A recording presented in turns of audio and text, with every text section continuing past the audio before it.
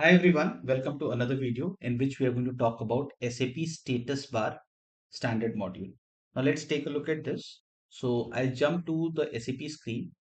Now when we are going to perform any operation, there are going to be successes or warnings or errors. So that is something we can see in this specific section. Okay. So let me showcase you.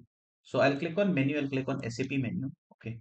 And let me click on something for which I don't have access. So let's say data transfer workbench. Let me double click on this. And you see I'm getting you're not authorized to use this transaction. Okay. So this specific place is called as status bar. Okay. Now again, this is a very common thing. So Tosca says that don't worry about this. I have a standard module for this. So that is what we are going to take a look at. Okay. So if I jump to the module section inside SAP, you'll see something called a status bar. Okay. So let's drag and drop this thing into the test cases. Okay. Let's write SAP status bar. Okay.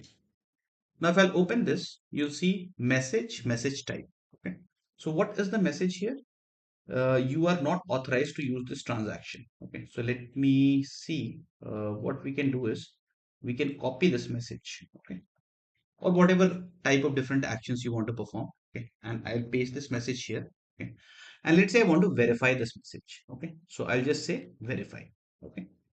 Now let's run this and see if it is working fine or not. Okay. So if it is able to validate this, it should turn a positive. Okay. As we are able to see this. Okay.